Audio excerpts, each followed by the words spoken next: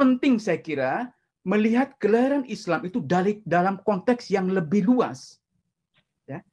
Bukan hanya dalam konteks paganisme seperti yang sering kita pahami. Nah, pertanyaannya adalah kenapa sejarah Islam itu cenderung mendeskripsikan atau mempresentasikan kemunculan Islam dalam konteks yang sempit, ya, bahwa audien Al-Quran adalah orang-orang paganisme, orang-orang pagan yang primitif, yang menyembah berhala. Ya.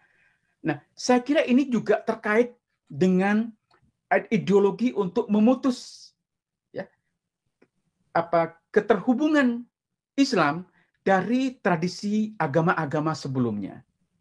Dan ini juga terlihat dari kisah tentang pengorbanan Nabi Ibrahim. Ya, kita tahu kalau kita sekarang ditanya siapakah anak Ibrahim yang dikurbankan oleh siapakah anaknya yang dikurbankan oleh Nabi Ibrahim, maka jawaban kita adalah Nabi Ismail. Itu kita akan sepakat yang dikurbankan oleh Nabi Ibrahim adalah Nabi Ismail. Nah, padahal kalau kita membaca Al-Quran, kita tidak akan menemukan pernyataan eksplisit bahwa yang dikurbankan oleh Nabi Ibrahim itu adalah Nabi Ismail. Al-Quran itu tidak menyebut nama siapa sebenarnya putra dari Ibrahim yang dikurbankan. Ya, di situ hanya disebutkan falamma balagha ma'ahu sa'ya, kemudian Nabi Ibrahim mengatakan inni ara fil manam anni adbahuka fandur madza tara. Saya melihat dalam mimpi bahwa saya diperintahkan untuk menyembelih kamu anakku. Bagaimana menurut pendapatmu? Jadi tidak ada nama orang yang disembelih atau yang diperintahkan untuk disembelih. Ini penting, ya, karena kalau kita membaca kitab-kitab tafsir yang awal, kita akan mendapatkan kesan bahwa yang disembelih atau yang diperintahkan untuk disembelih itu sebenarnya Nabi Ishak. Kalau kita membaca tafsirnya Muqatil bin Sulaiman, ya, Muqatil bin Sulaiman ini adalah mufasir paling awal yang kitabnya sampai kepada kita sekarang.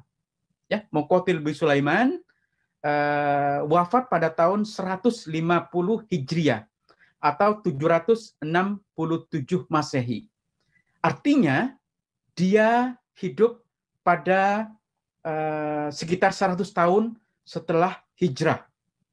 Nah, dan bisa dikatakan ini adalah mufasir pertama, mufasir paling awal yang karyanya sampai kepada kita sekarang. Kalau kita baca tafsir Muqatil bin Sulaiman, dia secara eksplisit mengatakan bahwa yang diperintahkan untuk dikurbankan adalah putranya yang bernama Ishak. Bahkan sampai pada abad keempat, ya, kalau Anda membaca tafsir Tabari, tafsir yang bersifat ensiklopedik, ya, yang sekarang terbit dalam berjilid-jilid, dan Anda baca tentang kisah pengorbanan Ibrahim itu, mengatakan bahwa yang diperintahkan untuk disembelih adalah Ishak. Maksud saya adalah sampai pada periode keempat, ya, kita tahu bahwa Tabari itu wafat pada tahun 310 atau 923. Jadi pada abad ke-10 Masehi atau pada abad ke-4 Hijriah. Sampai pada abad ke-4, artinya lebih dari 300 tahun, kaum muslim itu masih berbeda pendapat. Siapa sesungguhnya yang diperintahkan untuk disembelih? Ismail atau Ishak? Itu masih 50-50. Dan menariknya, Tabari sendiri, mufasir agung yang karyanya sangat berpengaruh hingga sekarang, dia sendiri berpendapat bahwa yang diperintahkan untuk disembelih adalah Ishak, bukan Ismail. Ya, dia mengatakan, dia mengawali pandangannya itu dengan mengatakan wa aulal qaulaini, jadi wa aulal qaulaini bisawab, jadi pendapat yang paling benar di antara dua riwayat yang berbeda ini, kemudian dia mengatakan adalah Ishak ala zahirit tanzil, menurut konteks linguistik dari bahasa Al-Qur'an, kata dia, maka yang diperintahkan untuk disembelih itu adalah Ishak. Dan baru pada abad ke-8 Hijriah, ya, atau abad ke-14 Masehi, pada masa Ibnu Taimiyah dan muridnya Ibnu Katsir, kemudian dikatakan bahwa yang disembelih atau diperintahkan untuk disembelih oleh Allah itu adalah Nabi Ismail. Dan siapapun yang mengatakan bahwa Ishak adalah anak Nabi Ibrahim yang diperintahkan untuk dikurbankan, mereka telah melakukan kebohongan. Jadi Mufassir Ibnu Katsir itu mengatakan kidzbun wa buhtan. Jadi, dan katanya orang-orang yang mengatakan bahwa Ishak yang disembelih, mereka telah mengikuti Israiliyat. Dan orang-orang yang mengikuti Israiliyat itu menyimpang dari ajaran Islam. Jadi kita tahu bahwa pemahaman umum kita tentang siapa yang dikurbankan oleh Nabi Ibrahim itu sebenarnya produk abad ke-8 atau produk abad ke-18 Masehi. Itu produk yang sangat-sangat belakangan. Ini yang saya maksud bahwa pemahaman umum kita adalah bagian kedua tadi yang ingin saya sampaikan. Pemahaman umum kita tentang kurban mengisyaratkan bahwa kita perlu rethinking tentang sejarah Islam. Karena banyak hal yang kita pahami sekarang itu bukan sesuatu yang didiskusikan, diperdebatkan pada periode-periode awal, tetapi lebih dari produk zaman belakangan. Jadi tentang jadi memang kita tidak perlu berantem ya siapa yang dikurbankan, Ishak atau Ismail. Ada kawan yang sering mengulang-ulang joknya Gus Dur, tapi saya tidak bisa mengatakannya di sini karena kalau saya menceritakan joknya Gus Dur menjadi tidak lucu ya. Tapi kira-kira Gus Dur mengatakan ya udah ngapain repot gitu. Wong nggak ada yang disembelih beneran katanya. Jadi mau Ishak mau Ismail ya terserah, nggak ada yang disembelih.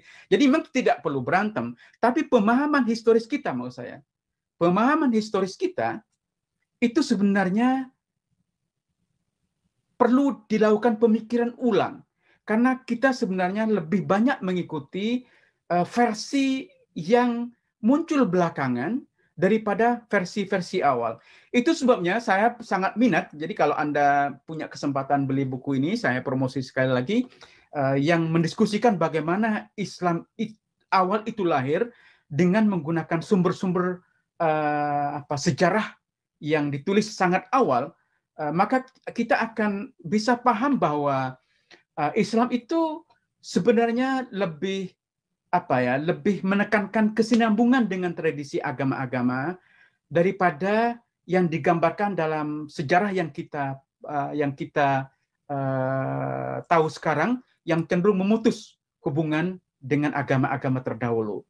Nah, saya kira ini penting ya, melihat agama lahir dalam konteks yang lebih luas, karena banyak implikasinya, ya, banyak implikasi yang kita bisa pelajari ketika kita melihat bahwa Islam itu lahir dalam konteks yang lebih luas.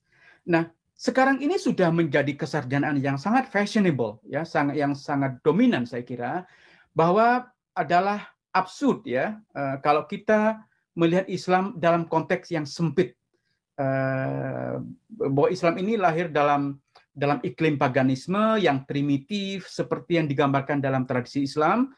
Padahal Al-Quran sendiri sebenarnya memberikan gambaran yang berbeda dari yang kita lihat dari sumber-sumber Islam. Nah, jadi itu dia videonya teman-teman. Kita sudah mendengarkan apa yang telah disampaikan oleh Profesor Mun'in Siri, di mana dia dalam pembahasannya kali ini membongkar tentang kebenaran sejarah yang dimana Abraham yang sebenarnya hendak mengorbankan anaknya yang bernama Ismail atau Ishak. Tetapi setelah dia membuka beberapa tafsir dan juga tentang sejarah, kebenaran Alkitab itu, dia menyampaikan bahwa yang sebenarnya hendak dikorbankan oleh Abraham itu bukanlah Ismail, tetapi adalah Ishak, karena tertulis dalam Alkitab secara eksplisit seperti yang ada di dalam Kejadian 22 ayat 2 teman-temannya.